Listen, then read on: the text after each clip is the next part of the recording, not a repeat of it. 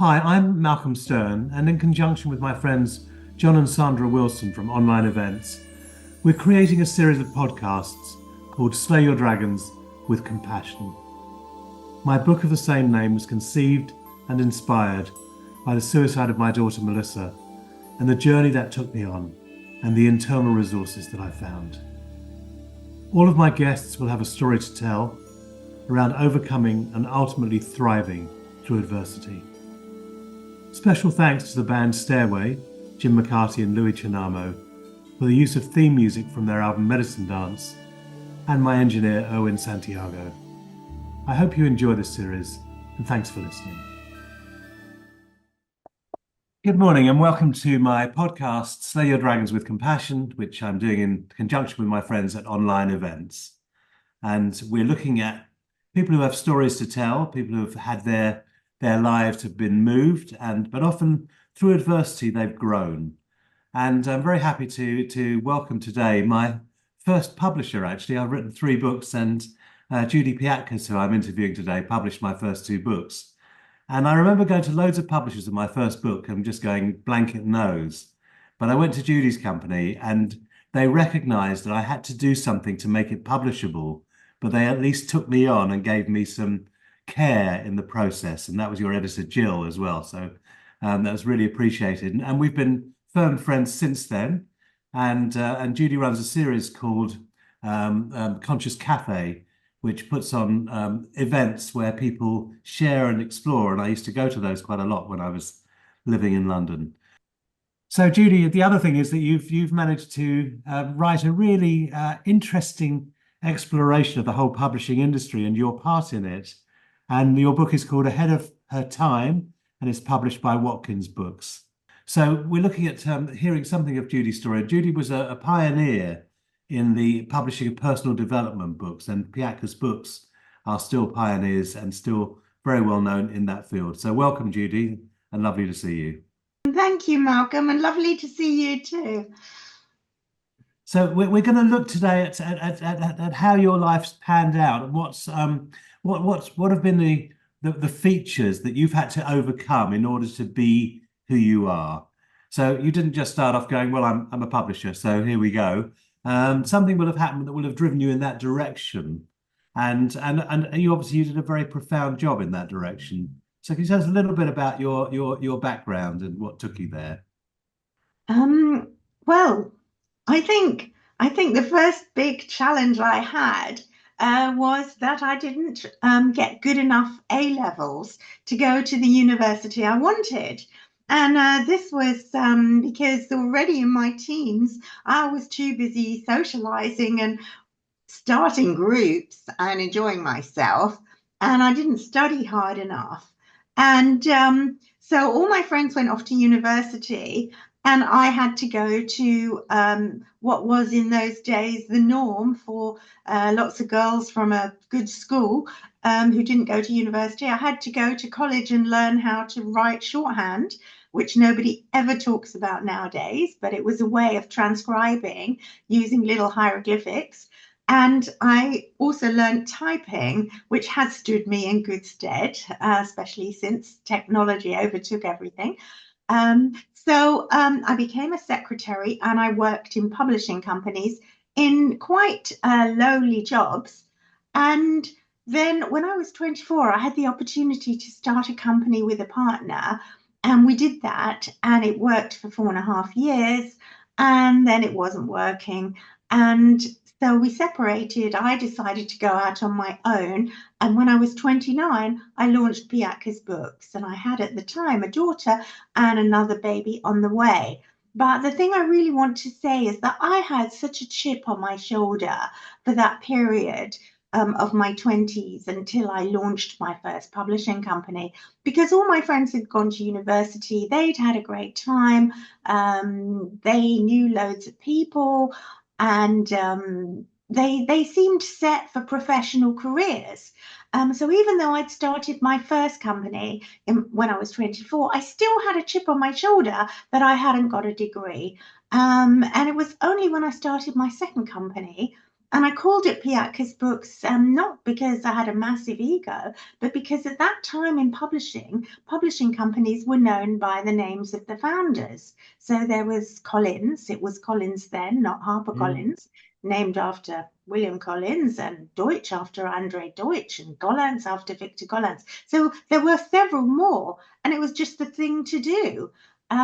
So as it happens, calling it Piatkus Books seems to have stood the company in good stead. So I would say that was my first big challenge, which was sort of not being part of the group, being left out, not having those letters after my name. And yet there must have been something very strong as a driver inside you to succeed, because you don't start up a company and create quite a ripple in the publishing pond without a very strong ambition and drive. And I'm wondering what was that and how you Well, recognize that. I think that came from my parents, because I had shown good promise at my primary school, local state primary school, and they pushed to get me into a better school. And at that time, it was a very different story. You could get a scholarship. And I got a scholarship, which was from the local council, and I went to a school that my parents would have had to otherwise pay for. So I was well educated. So as I was doing well, my father, who had left school at 15, he was actually trained as a quantity surveyor and was a builder. And my mother had married him and could have been an amazing businesswoman, but at the time, wives stayed at home and supported their husbands. So she was quite frustrated as a housewife. So my parents were programming me from an early age that I was going to have a career. And I think my father had really wanted a son. So I think maybe that me having a career was part of him not Right. having a son. Though I haven't got a lot of evidence for that, but I No, think it's quite possible. I think it's quite possible. I know with my parents, I was the son, so I was the one that they fed into careers. The girls were being fed. This is going quite a way back, of course, but the girls were being fed into being good wives and mothers and all of that sort of stuff. And I know that my mum was in the theatre, and then she met my father. My father didn't want her working, and so she gave up a very good career. So what I'm hearing is that you actually found quite a strong place inside you and also outside of you to make your way forward. So what is it about more than you were training in secretarial work, but what is it about publishing that actually spoke to you that pulled you in? I think that we all come into the world with something that we love to do. And if you're really lucky, you can turn it into a career and make money from it. And I love to read. And if you go for an interview to a publishing house, I'm not really sure that loving to read is quite what they really want to hear. They probably want to hear how you want to help that company do extremely well and how you love their books. But really, for me, I love the idea of working with books. And as I hadn't got a degree, what I was reading was mainly fiction, fiction of all kinds. But I always had a taste for general fiction, commercial fiction, popular fiction.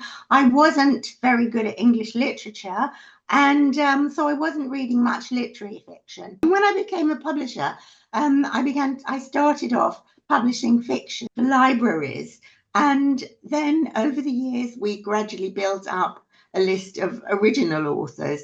But I'm just going to mention here, Malcolm, a book that you probably haven't read, that most women say, oh, when I mention it. And I was very lucky. Just after I started my own company, Piatkus Books, I was offered a book to publish in hardback for libraries, which is still in print and hugely popular with teenagers. And it's called Flowers in the Attic by V.C. Andrews. And if there's any teenagers or their mothers listening to this, they will know how exciting that book was. Flower So, the attic. so it was a few years after I'd been publishing fiction that we began to publish non-fiction. And then we looked for the gaps in the market that other people weren't publishing. And that's how we became known for publishing alternative health and mind, body, and spirit and popular psychology and subsequently personal development. Well, it's interesting because I went to 8 different publishers with my first book, and I never really felt like I was a person. I was either going to be something that was published, not published, worth investing in, worth getting involved with. And I experienced something very different. It was a very human side of publishing that I saw with you. There was something that was very, I felt like when I started working on my book with you, I felt like I was part of more of a family. That's sort of quite a strong word. But I did feel like that you actually, and I know we spoke before about you changing the face of publishing. You said, no, I didn't change the face of publishing.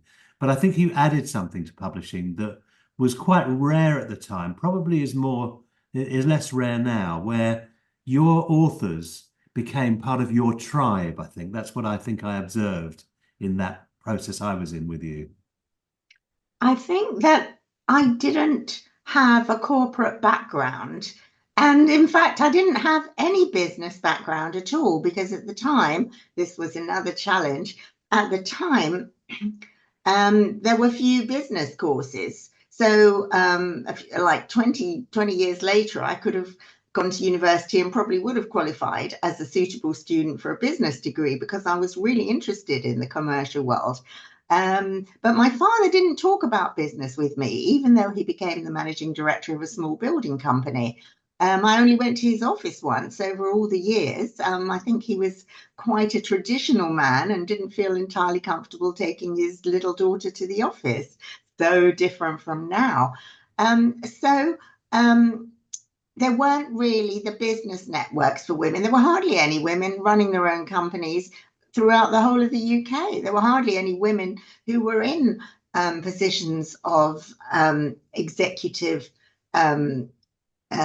directorships in that many companies anywhere. So that made everything much more of a challenge, because I didn't really have a mentor. But in fact, that meant that as a company, we could do things the way that we felt would work best for everybody. In my first company, which I'd run with my partner, he and I had owned 50% of the shares each. And so there was a certain amount of conflict because he was quite a traditional male as well. So when I started my second company, I thought I just want everybody to enjoy coming to work. So what has to happen for people to enjoy coming to work? Well, you've got to be flexible with your time. You've got to be flexible whether people want to work at home. In publishing, editors do work at home, have always worked at home sometimes. Well, perhaps not in corporates, but certainly in smaller companies. And I was really looking to make the whole atmosphere of the workplace pleasant. And because everybody did enjoy this atmosphere and did like coming to work, when I subsequently sold the company, we had 28 employees and a lot of freelance people. Everybody enjoyed working with us because that was the whole point, that we should enjoy our lives in the workplace. And we were ahead of our time in those ideas. And obviously, the authors felt it as well, because the staff felt empowered to make what they felt was the right decision. And they wanted to make the right decision for everybody in the company and all the people working with us. So now that's sort of a concept, which is people, planet, and profit. But we didn't have any ideas like that at the time. We just wanted to enjoy ourselves during the day at work.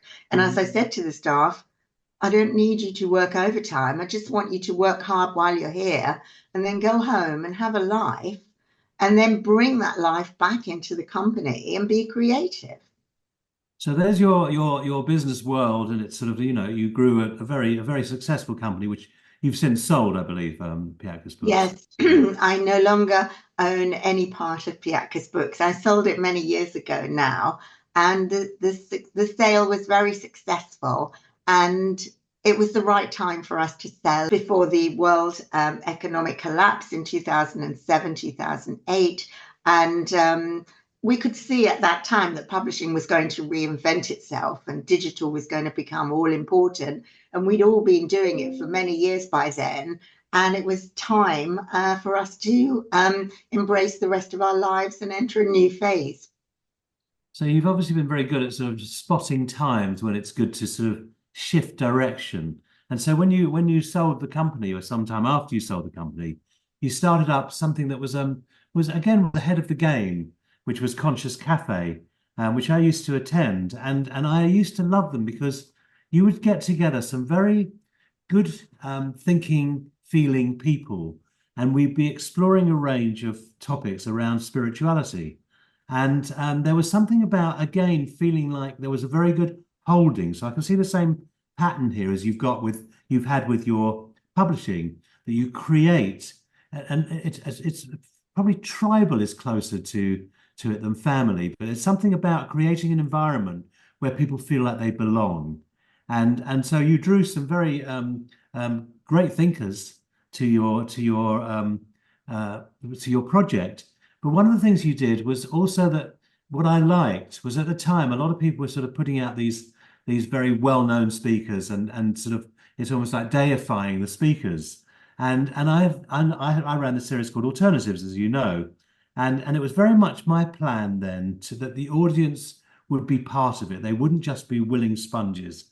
And I think when I came to ConsciousCafe, when I came to your project, which has since blossomed and mushroomed since there into lots of other environments and venues. What I found was being in the company of like-minded others, which is very much my thing about Sangha, which was a very important part of my book, Slay Your Dragons with Compassion. That the concept of creating an environment where you're in company with others of like mind. And tell me about what drove you to bring that into being.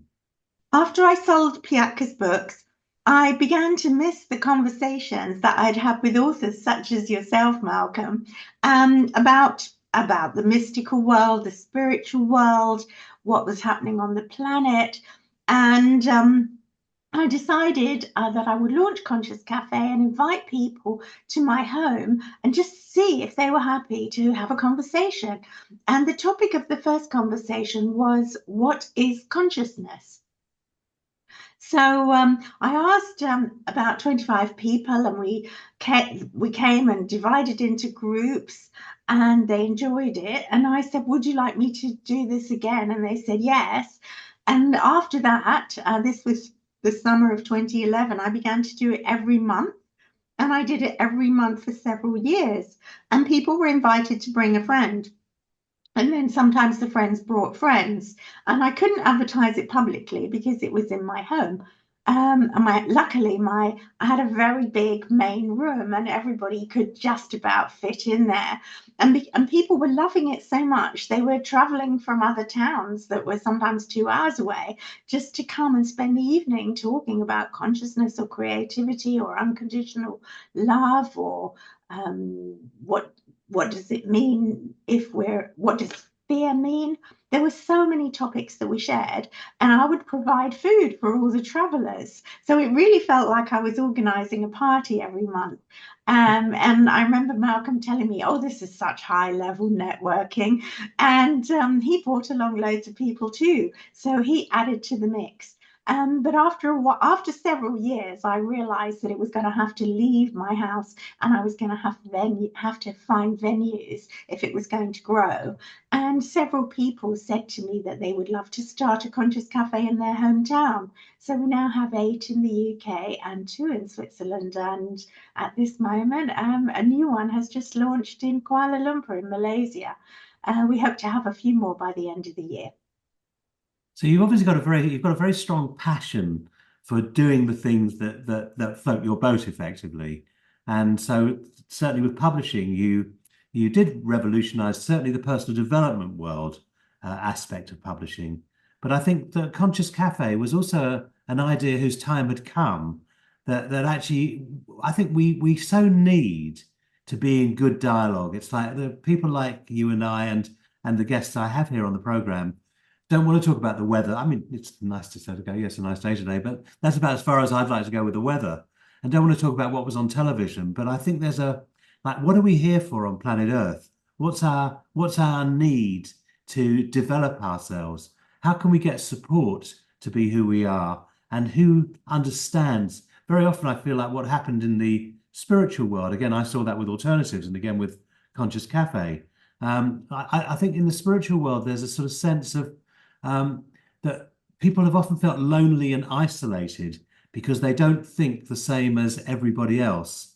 And actually we need affirmation that actually we're on a track that's really worth exploring, even though it goes against or to the side of the mainstream as well. So you've thrown yourself into this both with your publishing and with your with Conscious Cafe. And how do you see conscious? It's wonderful that it's spread out and starting to spread out across the world even as well. But how do you see that developing now? I hope we can launch more Conscious Cafe groups because when people come to Conscious Cafe, often for the first time, they say, "Oh, I just want to talk about all these ideas, and I don't have any friends who I can share this with." And I love my friends, but they just don't know what I'm talking about. So when you come to a Conscious Cafe group, there's you don't have to explain yourself. You don't have to explain that you're interested in various alternative therapies, or that you've just done a new coaching workshop and it's really far out, or that you were exploring different topics in your mind but didn't have anyone to talk to, because everybody's the same. So if anyone listening to this is interested to find out more, we're www.consciouscafe.org, and we run online events and local events in our local groups. And we're not the only group doing this. There are many groups out there doing this. So I want to encourage everybody to look for your local group. You can find the online groups and talks, but the local group where you actually meet in person is where you meet the people in the high street who might become your friends. So how good is that? Well, it's lovely. In fact, quite a number of my firm friends have come from meeting them at Conscious Cafe, but also deepening friendships with people I already knew and bringing them along, which, as you say, I brought quite a lot of people along to Conscious Cafe because I thought it was such a lovely concept. And I just thought it was very warm and sort of homely, not in the sort of way of sort of being plain and unassuming. It's more, it felt like home. It felt like we were hanging out together. And it's what Pete Russell, who is someone who we used to put on alternatives, called high level hanging out. And I think there's definitely a level of high level hanging out in your environment. Ah, thank you. So, Conscious Cafe is about raising consciousness one conversation at a time. And so, I say to everybody listening, just have the conversations with the people you can have them with, because every time you do that, conversation gives you the opportunity to explore your thoughts. And it's harder to do this unless you're an author, or unless you're having the opportunity to express what you're thinking about the planet and how we're living and the mystical world. Just give yourself that opportunity to explore your thoughts, and then you have another opportunity to deepen them. Mm. Yeah, I have a regular we call it an inquiry session with a friend on a Monday morning, which I've done this morning before we started our recording. And we take 20 minutes each to talk about whatever's going on in our lives, and then 5 minutes each to reflect back on what we've heard. And what often arises in that place where we are exploring things is that I'll talk about something, and this happened this morning. I'll talk about something that had some meaning for me at the time, but I hadn't really sort of delved down into it. And when I started exploring it, I realized there was a lot of feelings around it that I hadn't been able to access. And I think it sort of makes me feel happier to be human, to be really delving into the depths of who we are rather than getting by as well. And you will have encountered, because the series is very much about slaying our dragons, about thriving through adversity. And that became very important to me after I lost my daughter to suicide in 2014. I realized that I'd been able to thrive through adversity. And the book I wrote, Slay Your Dragons with Compassion, which you very kindly wrote a very nice review of as well. But the book I wrote was really my way of saying, this is what I've learned on this journey. And I wonder whether adversity has taught you anything that you'd be prepared to look at here in this podcast. I was 26 and married, and when my first child Sonia was born, um, it was a difficult birth, and we did not know for a few months how she would develop, because she was having to she wasn't she struggled while I was having her, and we didn't know how she would be. And at 4.5 months, we took her to the consultant, and he said she's just about doing okay. So I was working at the time. I had a full-time job, and I had a lady at home coming in looking after Sonia. And when she was 9 months, we had some friends come and visit. And we were the first of our friends who had had a baby, except for this couple, but they lived on the other side of London. So neither my husband nor myself were seeing many babies or many of other people's children. So these friends came with their daughter, who was the same age as Sonia. And this little girl picked up her bottle and fed herself. And Sonia couldn't do that, wasn't anywhere near able to do that. And that was the first sign, both to my husband, who actually worked in the hospital where I'd had Sonia, that was the first sign to us that things were not going to be okay. So he went to the hospital and spoke to the consultant, and the consultant came to our house and said Sonia had cerebral palsy and she wasn't going to develop it as other children developed. But nobody knew how she was going to develop. So our friends had observed that things, other friends of ours had observed Sonia and seen that things weren't quite going to plan, but didn't want to tell us. So then we had the task of breaking the news to our grandparents that Sonia had disabilities. But the word disability wasn't used then, and children who were not developing the same as other children were called handicapped. It was a different word, it was a different time, it wasn't in our language. And these people were marginalized, little children, adults. It was a very, very hard time for anybody with disabilities. So I was working full time, and as the months passed and Sonia didn't really develop, we were hopeful, but she didn't really develop. We embarked on a very controversial way of trying to help her, whereby we we and two or three other people worked with Sonia to try and move her limbs in the hope that that might enliven the cells in her body, which weren't really functioning very well. So we did this for 18 months. Neighbors came to our house, friends came to our house, family came to our house, and we spent 3 or 4 hours a day, 6 days a week, doing this patterning, as it was called.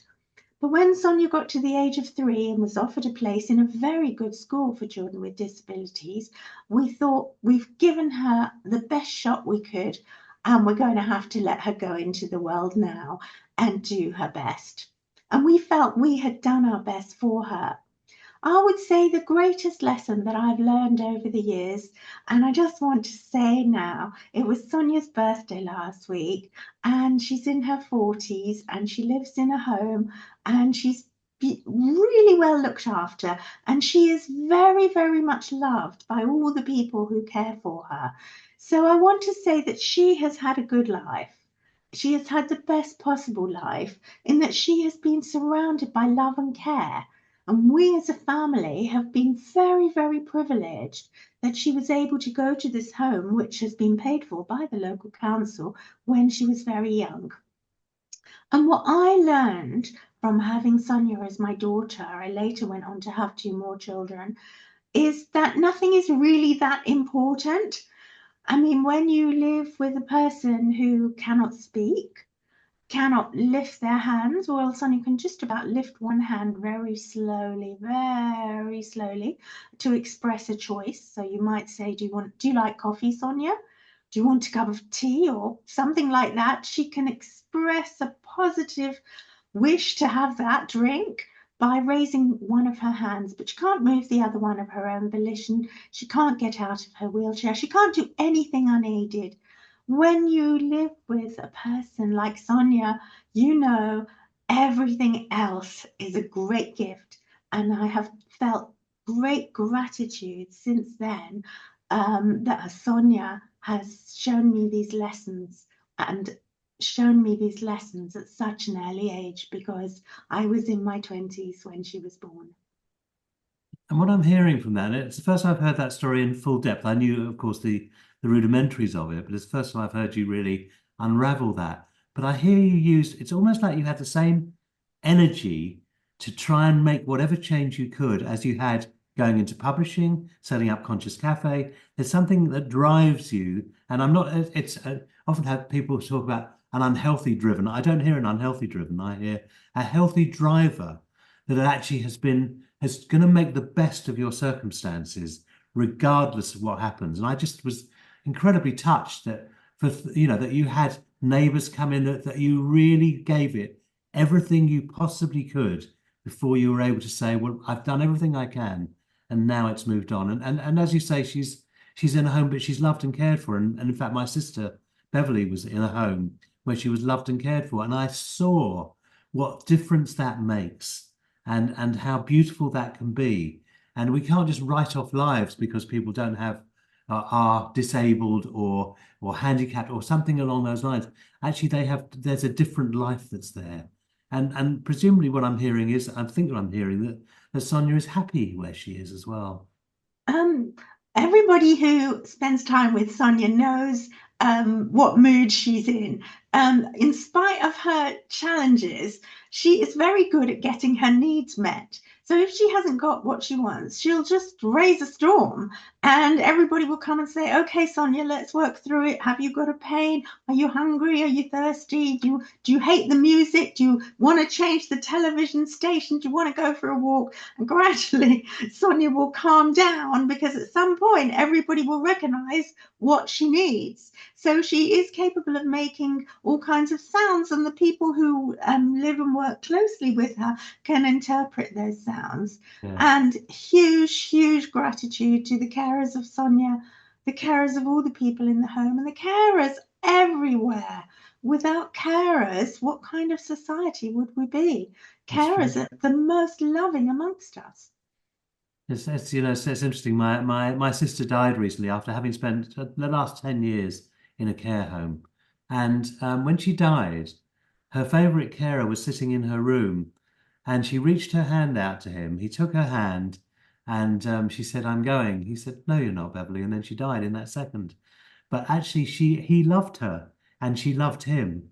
And I recognized the great gift you just talked about carers that carers bring, and how extraordinary it is that people can still receive and give love. And that's what I hear is happening for Sonia, and it's certainly what happened for my sister Beverly as well.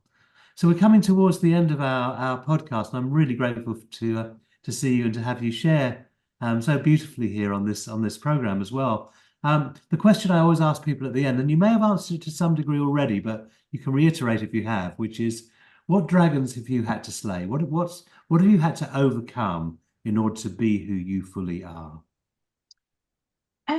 Well, I had my husband and I had Sonia, and we had two more children, and my career became successful, but our marriage wasn't a success, and we separated, and the children were fairly young, and I became a single mother in my 30s.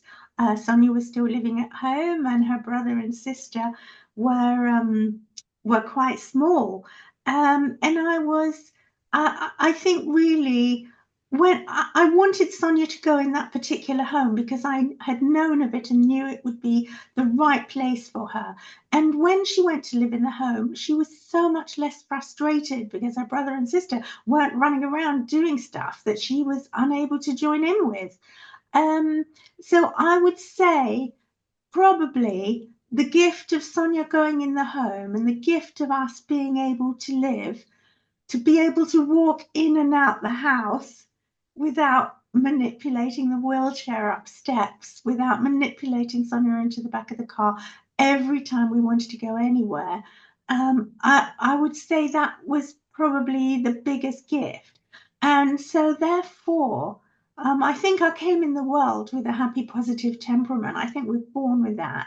But I think that gift of having the responsibility of Sonia taken over by people who could give her what she needed, and especially as she grew older and needed two people to help her move in and out the chair.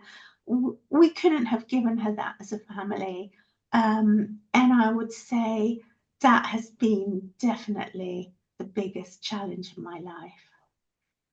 That's lovely. Thank you so much for sharing, Judy, and it's really lovely to see you. And obviously, we will meet again at some point in the not distant future. But I appreciate you joining our podcast today. Thanks very much indeed. Thank you, Malcolm, for inviting me.